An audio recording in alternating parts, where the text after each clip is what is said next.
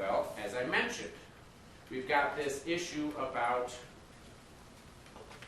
trench warfare. And the problem with trench warfare is that it becomes a war of attrition. This was a shock to everyone, by the way. Germany thought 6 weeks, go through Belgium, take over France, take it over, sue for peace, or let them sue for peace, and then we'll come up with some deal. We'll move the territory a little bit. We're not going to take France. We're just going to show that we are stronger and we need to do something about it. England thought 6 weeks, we have this empire around the whole globe. We'll be able to stop Germany, push them down, and then we'll be able to rearrange some balance. Nobody thought that they're going to get stuck in Belgium with trench warfare where the body counts are just piling up. Remember, defense, you have to have a 3-to-1 advantage. If they're equal, everybody loses. So instead of having battles, I don't know if you remember Gettysburg, right? American Civil War, Gettysburg, big battle. Biggest in our North American continent. How long did Gettysburg last? 3 days.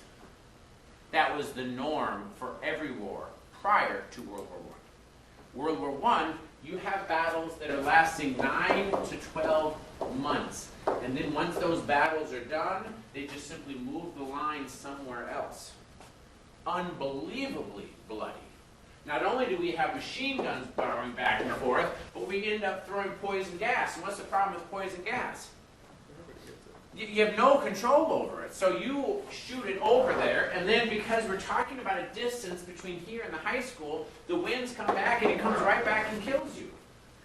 Hitler was in the trenches in World War I, and he got gassed. They're the ones that shot it off.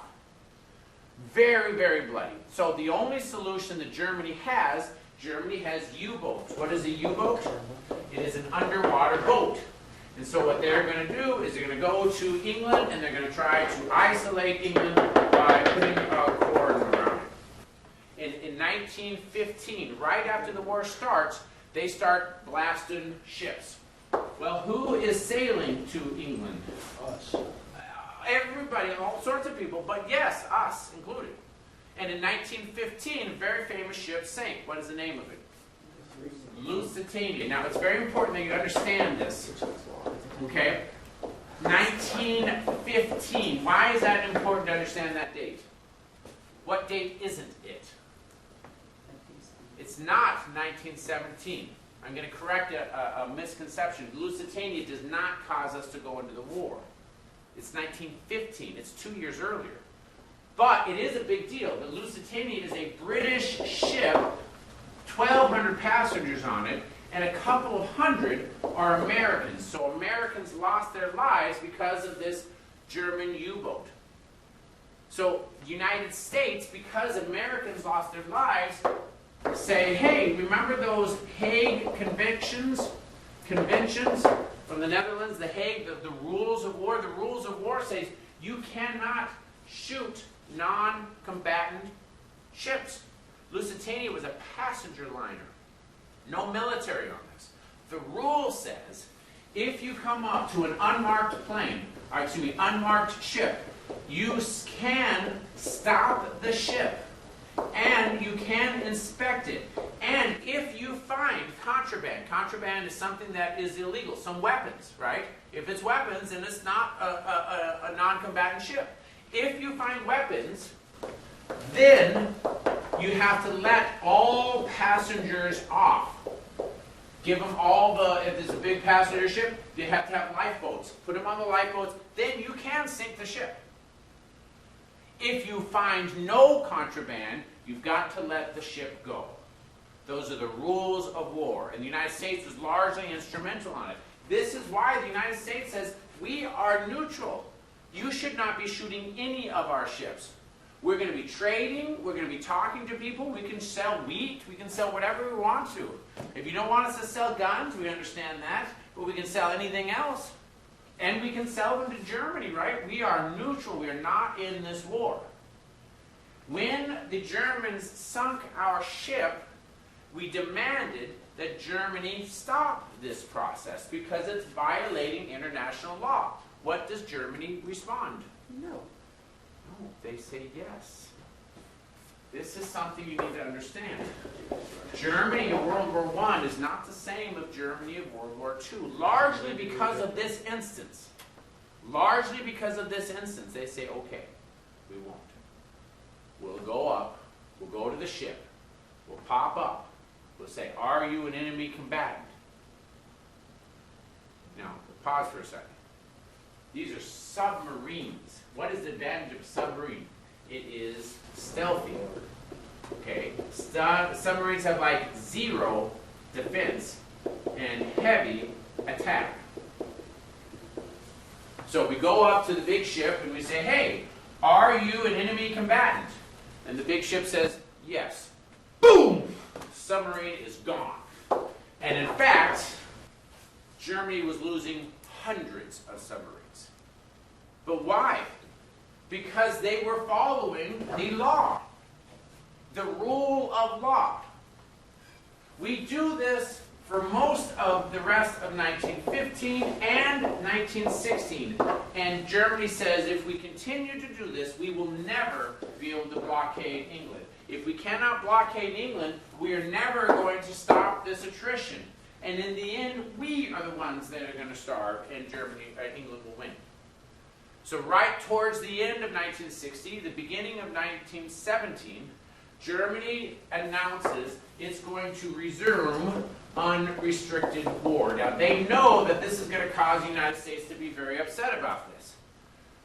So in addition to resuming unrestricted warfare, they also send a note.